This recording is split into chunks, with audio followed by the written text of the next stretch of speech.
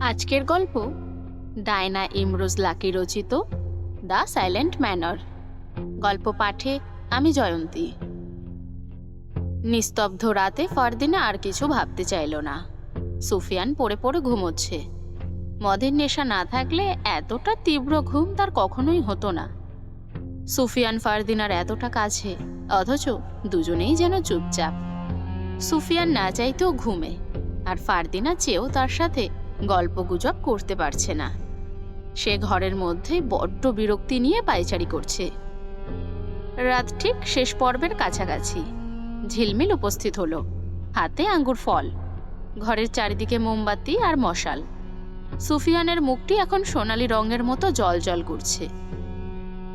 ঝিলমিল তার দিকে এগিয়ে গেল, ফারদিনাকে উদ্দেশ্য করে রং ঢং করে বলল, এই রাইতে সুযোগ হাত ছাড়া কেন করতাছো? তারে জাগাও, এরপর চাঁদনি রাতে ঘুরতে যাও। কি বলছিস? নেশার ঘরে আছে, ডাকলেই জাগবে নাকি? আমি জাগামো কিভাবে? হাকিমরা নেশা কাটানোর জন্য কি করে জানোস না? দই শ্বাস অথবা তেঁতুলের তৈরি করা জড়িবুটি, এতে নেশা কাটে। যা জলদি নিয়ে আয়। কিন্তু প্রতিটি কাজেরই পারিশ্রমিক আছে, আমিও এই কাজটা পারিশ্রমিক নিয়েই করতে চাই। উফ, কি চাস তুই? আমারে সোনার একখান আংটি দিতে হইব, দিবি? দিব, যা এখন। ঝিলমিল চলে গেল জড়িবুটি আনতে। 15 মিনিট পর হাজির হয়। রাত এখন ঠিক 4টা। ঝিলমিল জড়িবুটি ফারদিনার হাতে তুলে দিয়ে চেয়ারে হাঁটু ভাঁজ করে বসে মনের আনন্দে আঙ্গুর ফল খাচ্ছে। জড়িবুটির জল সুফিয়ানের মুখে চামচের সাহায্যে দেওয়া হলো। যতই ঘুমে থাকুক না কেন, হাকিমের মতে মদের নেশা কাটানোর জন্য এই জড়িবুটি যখন এক চুমুক তার পেটে যায়, তার তখন নেশা কাটতে শুরু করে। সুফিয়ান নড়চড় শুরু করলো। ফারদিনার মুখে হাসি আসলো। জড়িবুটি পুনরায় মুখে দিল। সময় চলে যাচ্ছে, সুফিয়ানের সেভাবে ঘুমই কাটছে না। ঝিলমিল বলল, চিন্তা করিস না, তার ঘুম কাটটা যাইব। একটু ডাক, গায়ে হাত দে, উইঠা যাইব। সত্যি তাই। সুফিয়ান চোখ মেলে চাইল। আশেপাশে সবকিছু যেন তার কাছে অচেনা মনে হলো। কোনো শত্রুতা হয়তো আক্রমণ করেছে। এরকম ঘরে তো তার থাকার কথা নয়। মনে হচ্ছে দীর্ঘদিন পর তার হুঁশ ফিরেছে। তুমি এখানে? সুফিয়ান ঘুম ঘুম চোখে প্রশ্ন ছুটল। আমি এখানে না, তুমি এখানে। কিভাবে এলাম? এই ঘরে এসেছো মদের ঘরে, তার আগের কথা আমি বলতে পারবো না। সুফিয়ানের মনে পড়ল পাঁচুর কথা। ও নিখোঁজ, ওর জন্যই আদিবের সাথে আলাপ করার জন্য এখানে সে এসেছে। এরপর বাইজিদের চক্করে পড়েছিল। সময় এখন 4:30। সুফিয়ানকে হাতে মুখে জল দেওয়ার জন্য ঝিলমিল একটা হাঁড়িতে জল নিয়ে আসলো। সুফিয়ান মুখে জলের ঝাপটা দিল। এখন বেশ সতেজ লাগছে তার। মদ্যপান সে আগে কখনো করেনি। হঠাৎ মদ পানের জন্য সে বিঘরে ঘুমিয়ে পড়েছিল। আমি বাড়ি যাব, আগামীকাল আসবো, একটা কাজেই এসেছিলাম। এত রাতে কেন যাবে? বিপদ হতে পারে, ফারদিনা বলল।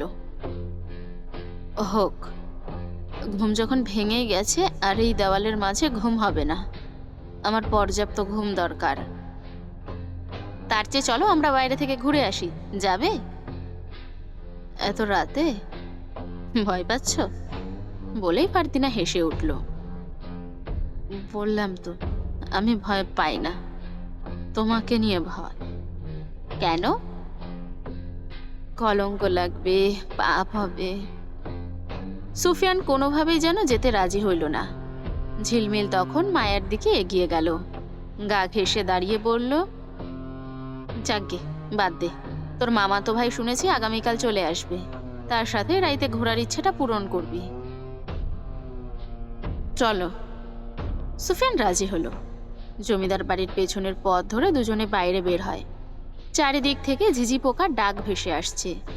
যে পথেই এগোচ্ছে সে পথে ধানের সারি। বাতাসে দুলে ওরাও যেন চাঁদনির রাত উপভোগ করছে। ধানের মাঠের চারপাশে বড় বড় গাছের সারি। নির্জন এরকম একটি রাত ফারদিনা এর আগে উপভোগ করেনি, আজ করছে। ভীষণ আনন্দ হচ্ছে তার। চোখ তুলে একবার সুফিয়ানের দিকে তাকালো। তোমার ভালো লাগছে না? লাগছে। তোমার জন্য একটা জিনিস এনেছি, দিব? দাও। ফারদিনা সিগারেট বের করে দিল। সুফিয়ান হাত বাড়িয়ে নিল। ধরাবো কিভাবে? লুসিফার ম্যাচ এনেছি, আমি ধরিয়ে দেই? দাও। আমি দেখব তোমার সিগারেটের ধোঁয়া কোন দিকে উড়ে যায়। এতে কি হবে? তোমার সিগারেটের ধোঁয়া যদি আমার দিকে আসে, তবে ধরে নেব তুমি কাউকে ভালোবাসো। এটা অযৌক্তিক, আর ধোঁয়াও তোমার দিকে যাবে না। সুফিয়ান ধোঁয়া ছাড়ল, আর ধোঁয়া ফারদিনার দিকে উড়ে গেল। সে হেসে ফেলল। তার হাসি দেখল সুফিয়ান, নিজেও মৃদু হাসল। আমি বলেছিলাম না আমি বুঝে ফেলব। সুফিয়ান হাসল, কিচ্ছুটি বলল না। ফারদিনাও চুপচাপ। আবহাওয়া ঠান্ডা হয়ে গেল, কুয়াশা পড়ছে। ঠান্ডার গতি শক্তি যেন বেড়ে গেল। ধানের মাঠ পেরিয়ে একটা বড় গাছ দেখল, যার শিকড়গুলো চারিদিকে গোল হয়ে ছড়িয়ে আছে। তারা দুজন সেখানে বসল। সুফিয়ান প্রথম ফারদিনার ডান দিকে বসে, ঘুরে আবার বাম দিকে বসল। এপাশে কেন আসলে?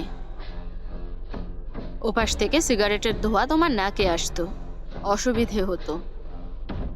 আমার তো বেশ ভালোই লাগছে। গল্প শুনবে? শুনবো। কেমন গল্প? বাস্তব গল্প। এক ছিল রাজকুমারী, ভারী সুন্দর ছিল। তার রূপে সবাই মুগ্ধ হতো। সে চঞ্চল এবং রাগী ছিল, খুব সহজে রাগ দেখাতো না। 7 ভাইয়ের একমাত্র বোন ছিল। তার মা ছিল না, ছিল দুধমা। মা আগেই মারা যায়।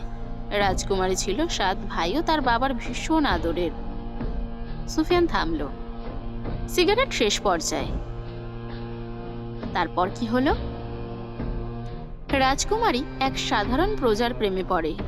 প্রজা ছিল সুদর্শন পুরুষ, যার রাগ, তেজ, আত্মসম্মান বোধ ভারী কঠোর ছিল। তারপর কি হলো? রাজকুমারী তার ভালোবাসার কথা প্রকাশ করলে প্রজা রাজি হয়। এভাবে কিছুদিন সবকিছু ভালোভাবে চললেও হঠাৎ একদিন রাজকুমারী অসুস্থ হয়ে পড়ে। সুফিয়ান থেমে গেল। সে চোখের কর্নার থেকে আবছা কালো ছায়া দেখতে পেল। গল্পটা অসমাপ্তই থাকলো। রাত এখন শেষের দিকে। সুফিয়ান ফারদিনাকে চুপ থাকার ইঙ্গিত দিয়ে নিজের পিছনে নিয়ে একটা গাছের পেছনের দিকে খুঁজতে শুরু করলো আবছা ছায়াগুলোকে। ওরা ছায়া না, 4-4টে মানুষ। সুফিয়ানকে দেখে একজন দৌড়ে পালালো, আর একজন দৌড়ের জন্য প্রস্তুত হলো। বাকি দুজনকে সুফিয়ান ধরে ফেললো। ওরা দুজন কাপা কাপা গলায় মাপ চাইছে। আমাদের কিছু করবেন না, আর এরকম কিছু করব না। ওরা কি বলতে চাইছে সুফিয়ান বুঝতে পারল না। প্রশ্ন করল, কি করবি না? এখানে লুকিয়েছিলিস কেন? আমাদের চুপচাপ দেখছিলি কেন? ওরা দুজন দুজনের দিকে দেখল। কণ্ঠ ভারী, দেহ ভারী, চুলগুলো বড় বড়, মনে হচ্ছে অনেক দিন কাটে না। কণ্ঠে ধরা গেল বয়স আনুমানিক 40। জবাব দে। আমরা চোর, গরু চোর। আজকে রাতে একটাও গরু চুরি করতে পারি নাই, তাই তালুকদার বাড়ির দিকেই যাচ্ছিলাম। এমন সময় আপনাদেরকে দেখি। ফারদিনা হেসে বলল, তোমরা সত্যিই চোর? তাহলে আমি তোমাদের গরু চুরি করতে সাহায্য করব। এগুলো কি বলছো? তুমি সাহায্য করবে মানে?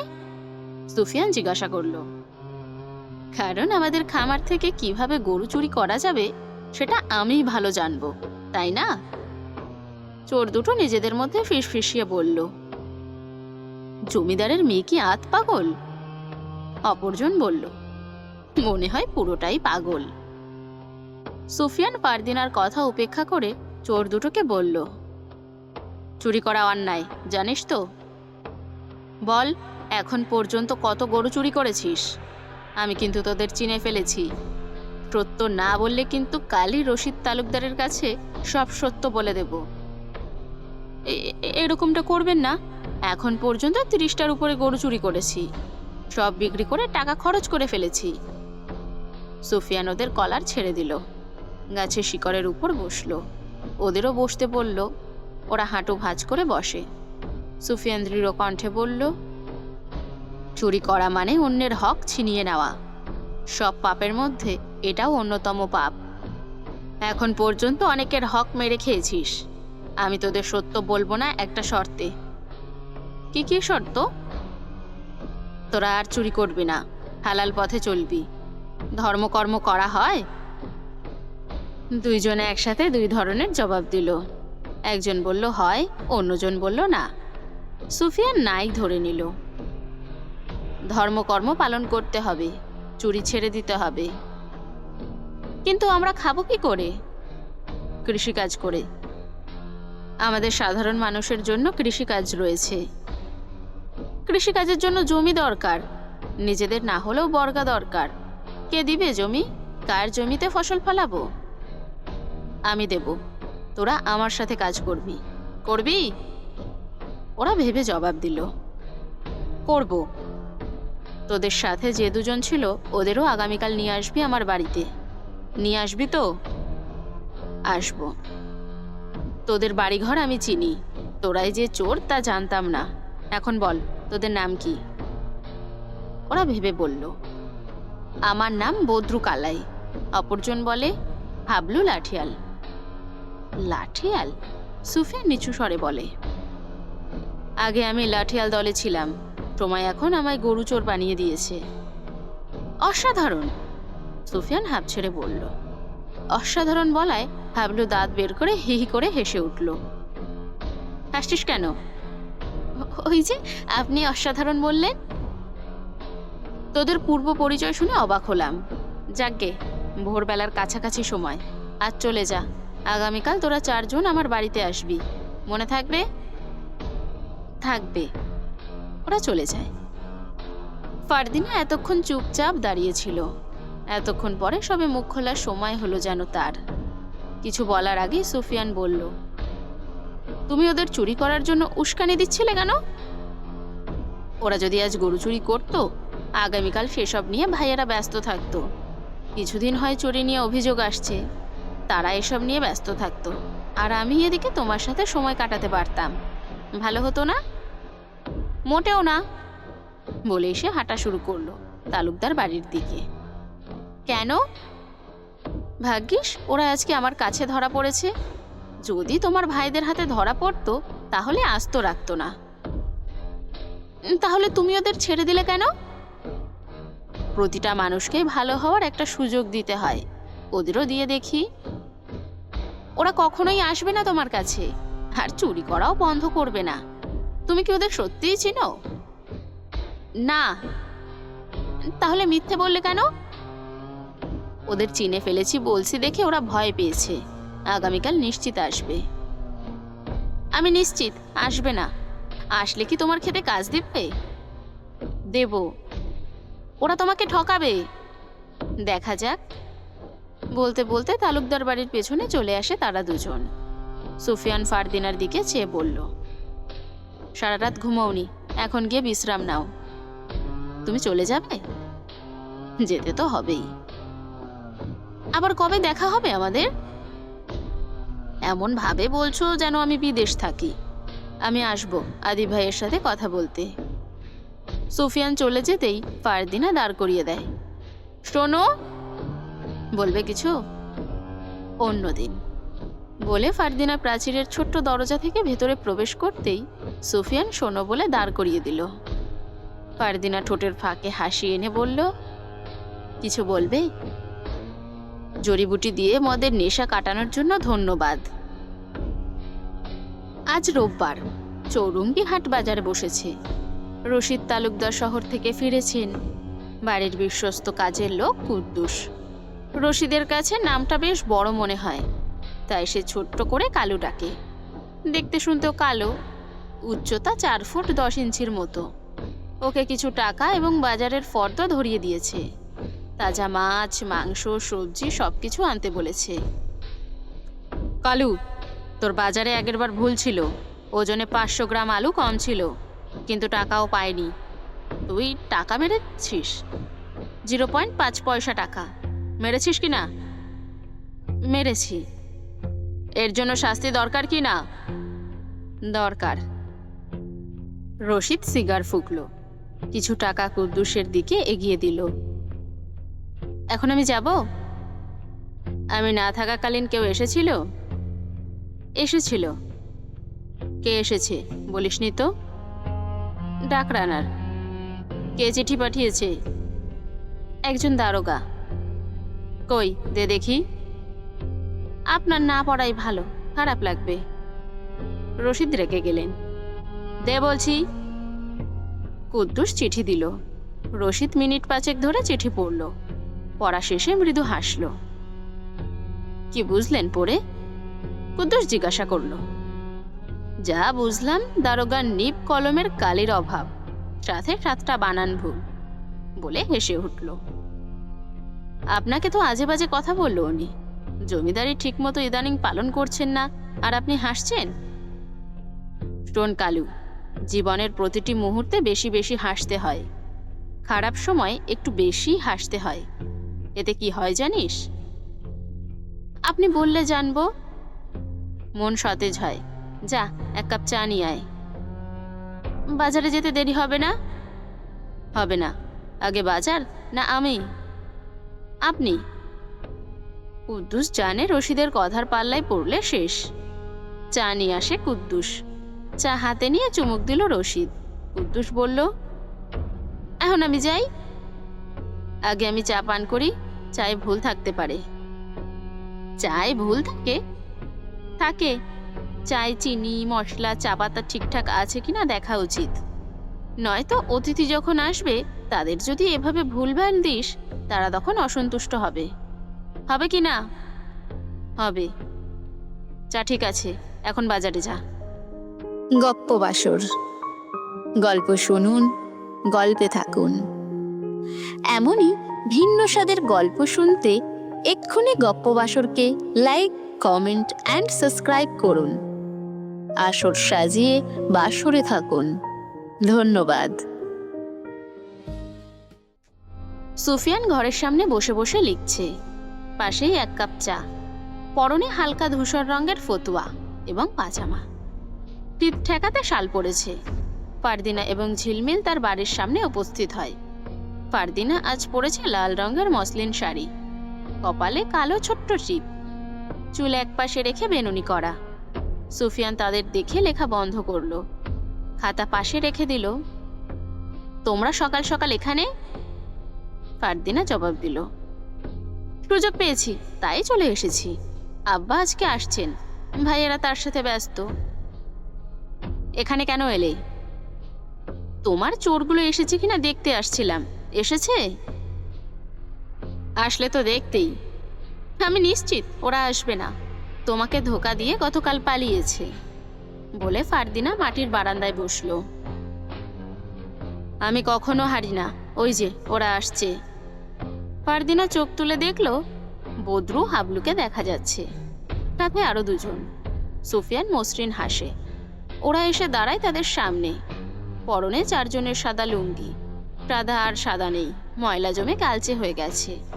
গায়ে পুরাতন ফতুয়া, চুলদাড়িতে ভরপুর। সুফিয়ান একটা পাটি দিল। ওরা 4 জন পাটিতে বসলো। সুফিয়ান বলল, তোরা আমার সম্মান রক্ষা করেছিস। তোরা চোর, কিন্তু বয়সে আমার থেকে বড়। আমি তোদের তুই ডাকছি। যেদিন ভালো কোনো কাজ করতে পারবি ওই দিন তুমি বলবো, বুঝেছিস? বুঝছি, বদরু বলল। চুরি, বাটপাড়ি এ সমস্ত অন্যায় আজ থেকে সব বন্ধ। তোদের আমি কাজ দেব ফসল চাষের। করবি তো? করব, হাবলু বলল। এবার বল, তোরা 4 জন মিলে কিভাবে গরু চুরি করতি? বদরু নিজের দলের দিকে চেয়ে নিল। এরপর বলল, লাল মিয়া আমার পেছনে বসা। ওর কাজ ছিল রাতে সবার বাড়ির আনাচে কানাচে চোখ রাখা। সোলেমান যারা গরুর ব্যবসা করত তাদের সাথে ভালো বন্ধুত্ব করত। তাদের ঠিকানা জানতো। হাবলু আর আমি গরু চুরি করতাম। চুরির রাতে আমরা একসাথেই থাকতাম। চুরির পরদিন নদী পথ ধরে গরুগুলো শহরে নিয়ে বিক্রি করতাম। তোদের কৌশল আমার ভালোই লেগেছে। এতটুকু বলে থামতেই ফারদিনা বলল, শোনো, তুমি তোমার বৈঠক শেষ করো, আমি রাতে অপেক্ষায় থাকবো। ফারদিনার কথা শুনে হাবলু আর বদ্রু কানা ফুসফুস করে বলল, মেয়েটা সত্যিই পাগল। কথাটি সোলেমান শুনে খিলখিল করে হেসে উঠল। হাসলি কেন? সুফিয়ান প্রশ্ন করল। ততক্ষণে ফারদিনা ও ঝিলমিল চলে যায়। ওরা চুপচাপ রইল। শোন, তোদের কাজ আমি ভাগ করে দিব। আজ্ঞে, বলুন, বদ্রু বলল। সোলেমান, তোর কাজ হচ্ছে সন্ধ্যা 6টা থেকে ভোর 6টা পর্যন্ত পুরো গ্রাম ঘুরে ঘুরে দেখা। গ্রাম ঘুরে দেখার কি আছে? বলে আবারও হেসে উঠল সোলেমান। নজর রাখতে হবে এবং কোথায় কি ঘটে সে ব্যাপারে আমাকে খবর দিতে হবে। এক কথায় গোয়েন্দাদের মতো। পারবি? পারবো। তাদের বৈঠকের মাঝে মজিদ মিয়া উপস্থিত হয়। কাঁধে গামছা, চোখ মুখে আতঙ্কের ছাপ। সুফিয়ান, হুনসো? কি হয়েছে চাচা? শামসুলের পোলাটা আজ সকালে পাওয়া গেছে। ভালো সংবাদ। কোথায় ছিল? কি অবস্থা বাছুর?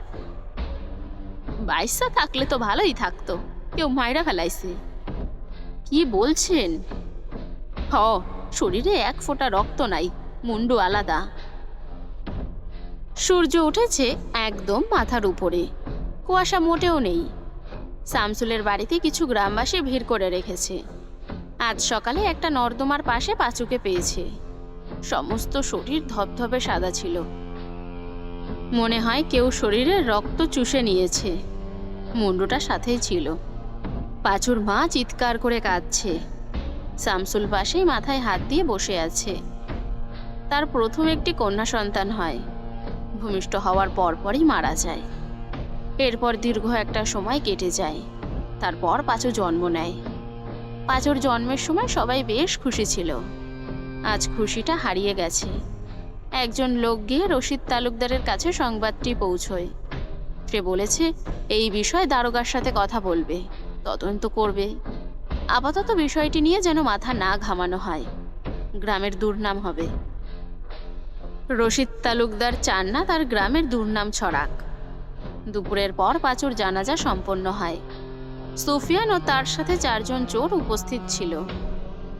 সুফিয়ান তার ঘরের সামনে বসে আছে, হাতে সিগারেট, মুখে চিন্তার ছাপ। বদ্রু, হাবলু, সোলেমান, লালমিয়া পার্টিতে বসে আছে। সুফিয়ানের ধোঁয়া ওদের দিকে যাচ্ছে। লালমিয়া বলল, আজ আমাদের কি কাজ দেওয়া হবে নাকি চলে যাব? কেন, আজকে কি হয়েছে? লালমিয়া কিছুটা বিভ্রান্ত হলো। না, আপনি দেখছি খুব চুপচাপ। সিগারেট টানছি, এই জন্য চুপচাপ। সোলেমান, তোর কাজ আজ রাত থেকেই শুরু। বদ্রু, ওইখানে কোদাল আছে।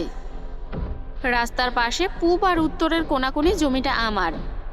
জমিদারের ছেলে আদিবের থেকে বর্গা নিয়েছি। তুই ওখানে চলে যা। খালি অংশের মাটিগুলো চাষের জন্য উপযোগী কর। বদ্রু হাতে কোদাল নিয়ে চলে যায়।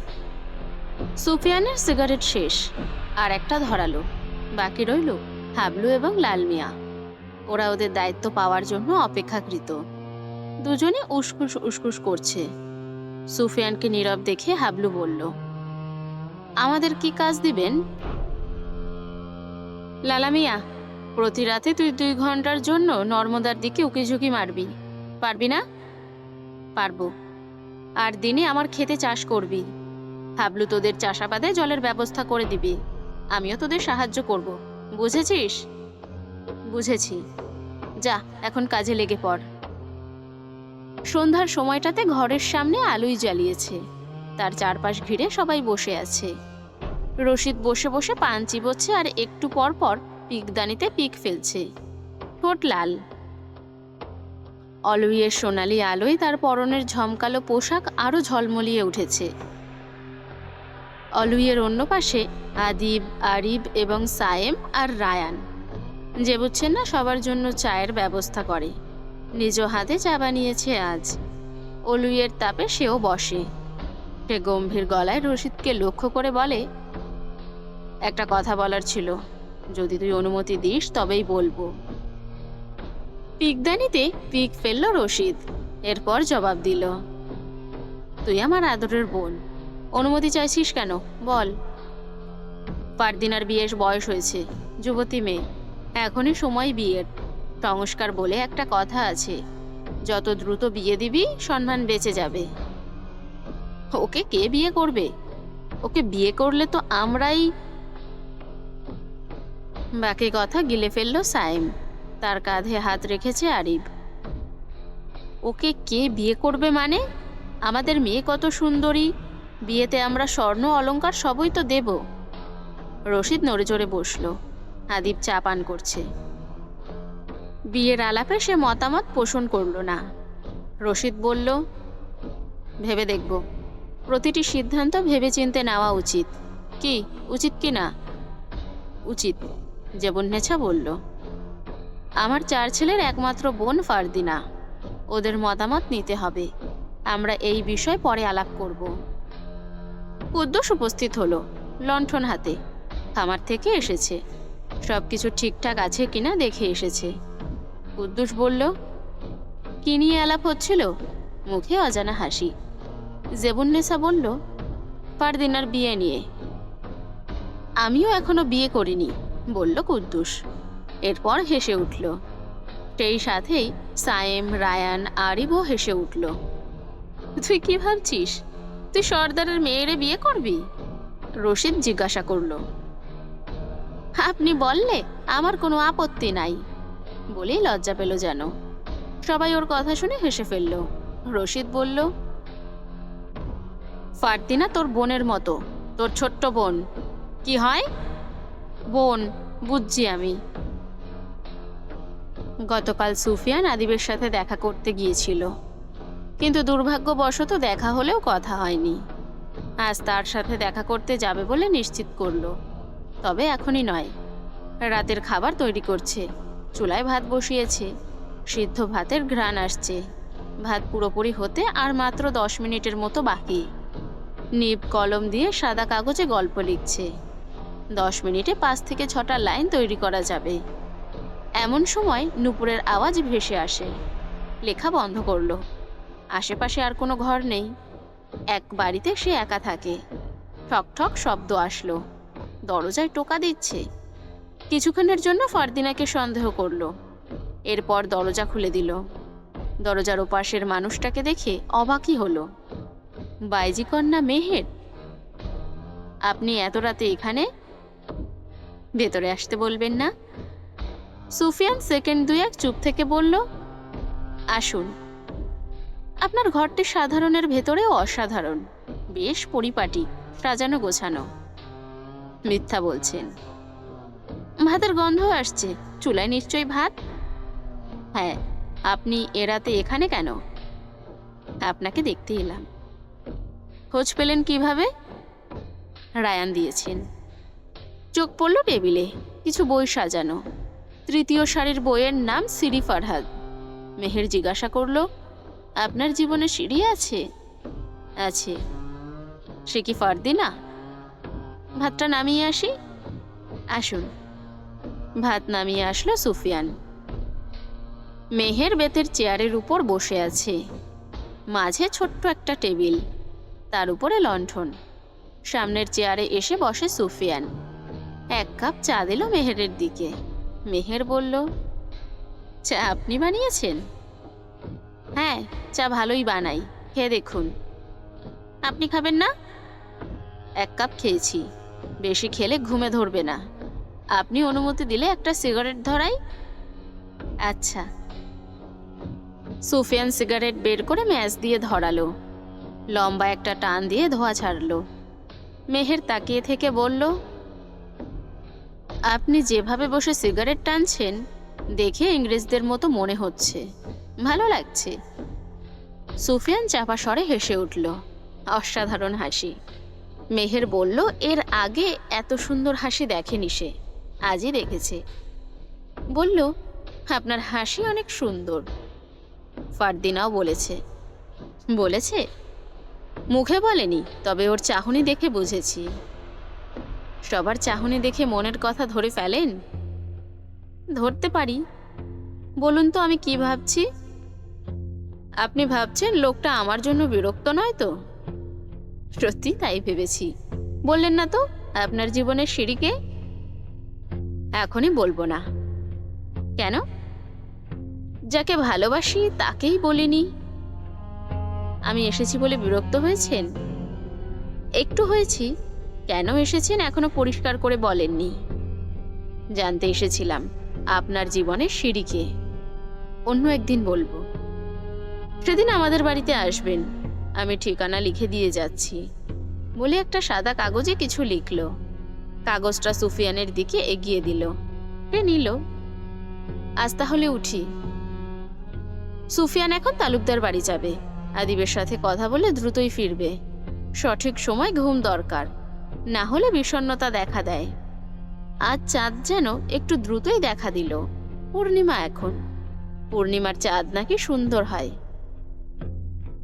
রাতটা চাঁদের মৃদু আলোয় আলোকিত।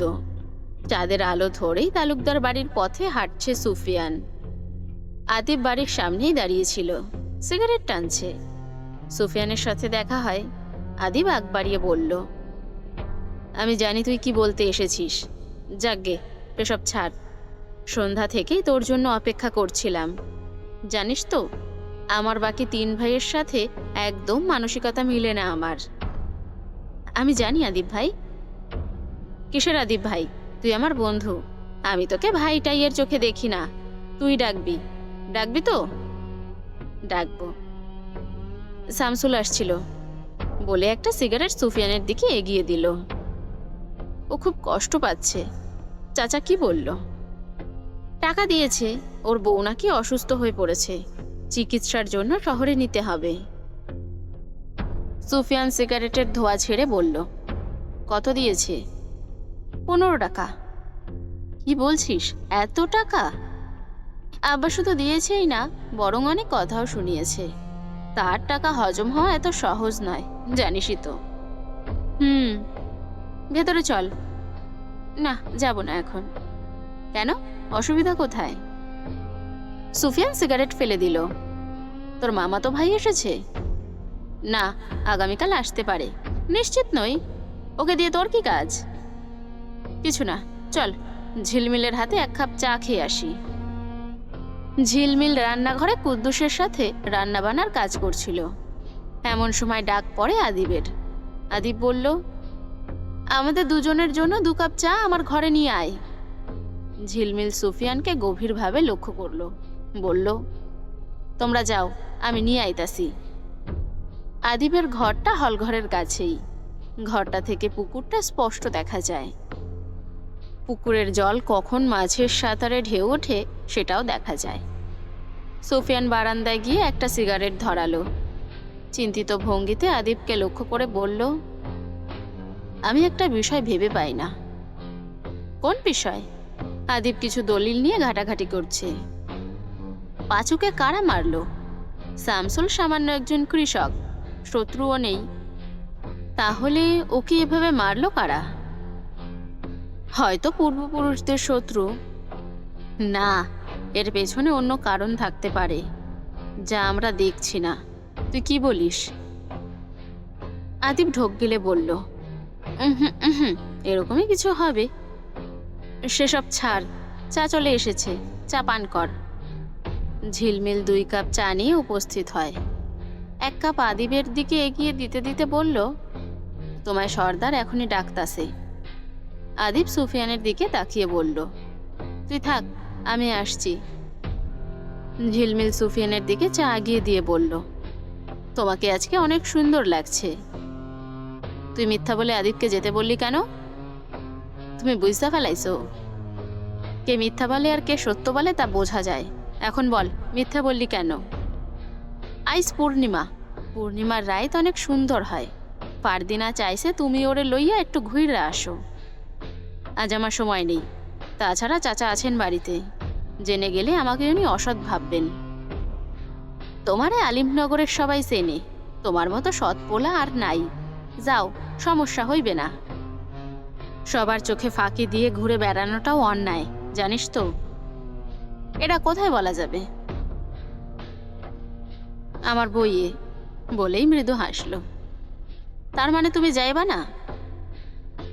সুফিয়ান চায় 1 চুমুক দিয়ে বলল, শিমুলতলায় অপেক্ষা করছি, যা ওকে পাঠিয়ে দে। আর শোন, ওকে বলবি চুলগুলো খোপা করে আসতে, মনে থাকবে? থাকবে।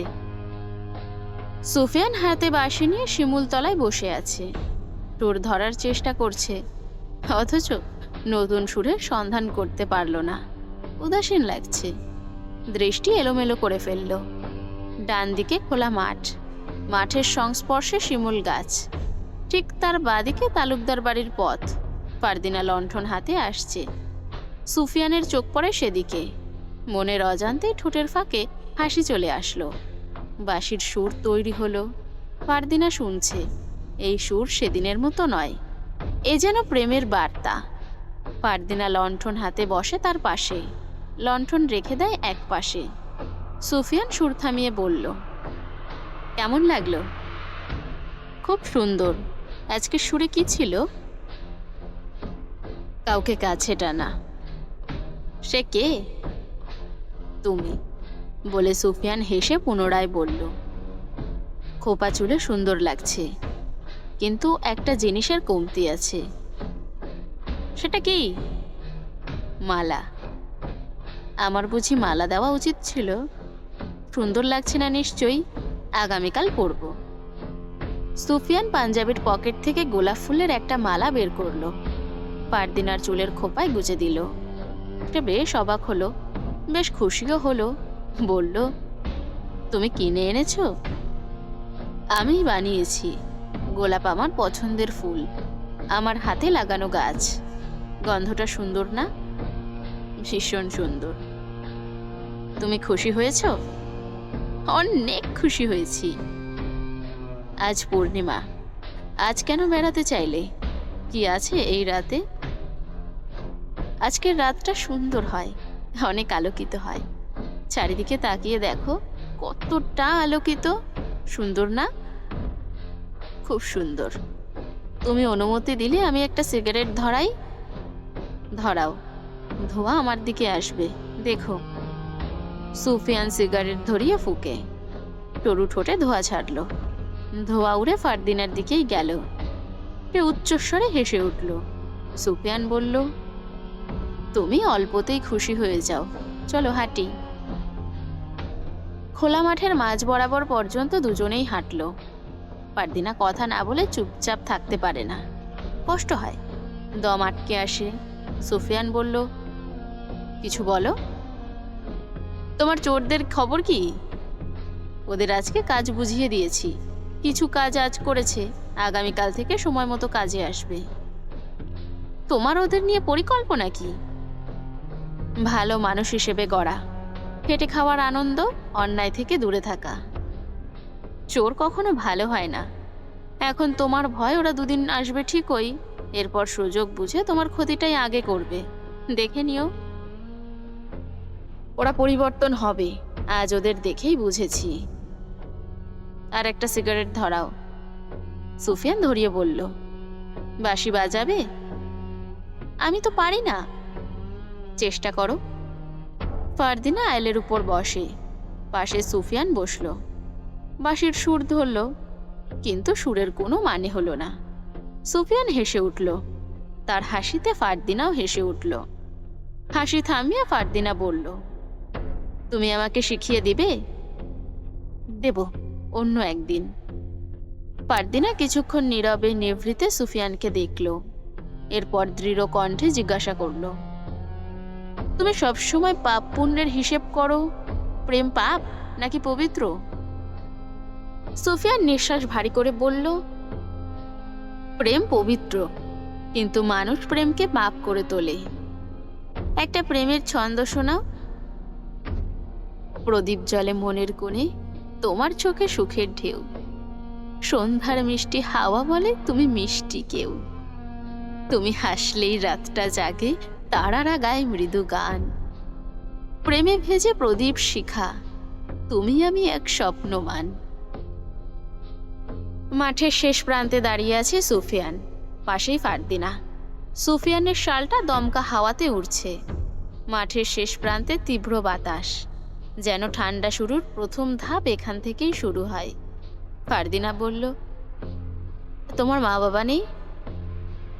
না, দুনিয়া থেকে চলে গেছেন আমায় একা রেখে। কিভাবে মারা যায়? মায়ের জন্ডিস হয়, টাকার অভাবে চিকিৎসা করাতে পারেনি। 1869 সালে 30শে অক্টোবর বুধবার বেলা ঠিক 11:30টায় আমার মা মারা যান। আর তার শোক সহ্য করতে না পেরে আব্বাও কিছু সময়ের মধ্যেই মারা যান। সুফিয়ান ফারদিনার মুখোমুখি হয়ে বলল, আমিও যাকে ভালোবাসি সে মানুষটা আমার জীবন থেকে চলে যাওয়ার আগেই যেন সৃষ্টিকর্তা আমাকে নিয়ে নেন। আমার কখনো কখনো কি মনে হয় বলবো? বলো। আমি অনেক বেশি সুখী। বাকি সুখ পাওয়ার আগেই বোধ হয় আমি দুনিয়া থেকে চলে যাব। এগুলো তোমার মনের ভুল। আমাদের ভাগ্যে কি আছে আমরা জানি না, তবে সব সময় আশা রাখতে হবে আমরা ভালো কিছুই পাব। আমরা সৃষ্টিকর্তার উপর যেমন ভরসা রাখব, তিনি ঠিক তেমনটি উপহার দিবেন। বুঝেছ? সুফিয়ান তীক্ষ্ণ দৃষ্টিতে তাকিয়ে চারিদিকে দেখল, বলল, আমার মনে হচ্ছে কেউ লুকিয়ে লুকিয়ে আমাদের উপর নজর রাখছে। চলো ফিরে যাই। যেতে যেতে ফারদিনা বলল, তুমি কি নাচ পছন্দ করো? কেন? ওই দিন তুমি বায়েজিদের নাচ দেখলে, এই জন্যই মনে হলো। ভুলবশত ওদের নাচ দেখে ফেলেছি। ওরা অনেক সুন্দরী, মেহের, কাশ্মীরা, সুন্দর না?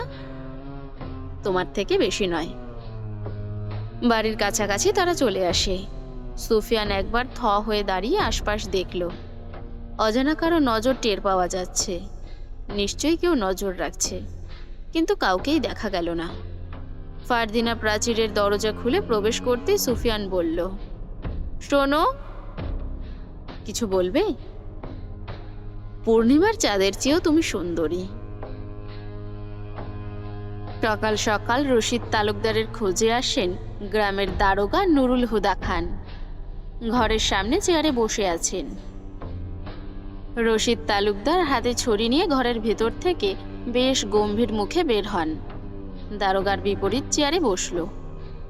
কুদ্দুস চা নিয়ে আসে। চা দিয়েছে কাচের পাত্রে। রশিদ বলল,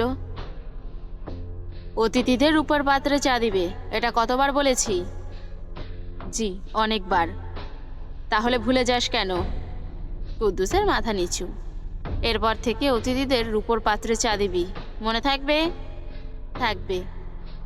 দারোগা নুরুল হুদা খান বলল, আমাকে এত সম্মান দেখানোর কিছু নেই। গতকাল আমার চিঠি নিশ্চয় পেয়েছেন, কি বুঝলেন? রশিদ বলল, আপনার সাতটা বানান ভুল ছিল, নিব কলমের কালি কম ছিল। কুদ্দুস রশিদের কথা শুনে দাঁত বের করে হেসে উঠল। নুরুল গলা পরিষ্কার করে নড়ে চড়ে বসল। বলল, আমি আপনার বিরুদ্ধে অভিযোগ করেছি, আর আপনি তামাশা করছেন? চা ঠান্ডা হয়ে যাবে, আগে চা পান করুন। চা পান করলে কি হয় জানেন? না, চা মন চনমনে রাখে। চায়ে থাকা অ্যান্টিঅক্সিডেন্ট শরীরের পলিফেলন দূর করে। ভাবছেন আমি কি করে জানলাম? বলছি, ডক্টর এভরিয়ান চার্লসের একটা বই থেকে। আরও অনেক কিছু জেনেছি, পরে বলবো। আপনার প্রশ্ন বলুন। নুরুল বিরক্ত স্বরে কিছু বলতে চাইল। তৎক্ষণিক বাড়ির চৌহদ্দি পেরিয়ে 3 জন রাইডার্স ভেতরে প্রবেশ করে। দুজনকে দেশীয় বলে মনে হচ্ছে। বাকি একজনকে দেখে রশিদ চোখ ভাঁজ করে তাকালো। যুবকটিকে ভিনদেশি মনে হলো। গায়ের রং উজ্জ্বল গমের মতো, চোখ দুটো ধূসর নীল, পাহাড়ের বরফ গলা জলের মতো স্বচ্ছ। ঘন বাদামি চুল বাতাসে উড়ে পড়ে কপালে। মুখে হালকা দাড়ি, তাতে এক অদ্ভুত পুরুষালী আকর্ষণ। সে লম্বা, সুঠাম, পেশিবহুল। চোখে নরম এক উষ্ণতা, যা তাকে করে তুলেছে এক রহস্যময় ও সুদর্শন যুবক। বয়স আনুমানিক 30। দেশীয় ছেলে দুজন অশ্ব থেকে নেমে এসে রশিদকে প্রণাম করল। বলল, সর্দার, ও হচ্ছে আজমাত নুরবেক, বলে আজমাতের দিকে দেখালো। আজমাত অশ্ব থেকে নেমে বলল, সিজদিন আইল আবদান কওজ মেন সায়াকাত্তাব কেলদিম। কুদ্দুস তার কথা শুনে রশিদকে ফিসফিসিয়ে বলল, কি বলল উনি? মনে হয় আমায় গালি দিছে। পাশ থেকে দেশীয় ছেলেটি বলল, না, ও বলেছে আপনাদের গ্রাম অনেক সুন্দর, আমি ঘুরতে এসেছি। ওরা হচ্ছে কিরগিজ। রশিদ বিড়বিড় করে বলল, এই ইংরেজ বিলেই আমাদের বাড়ি আসলো কেন?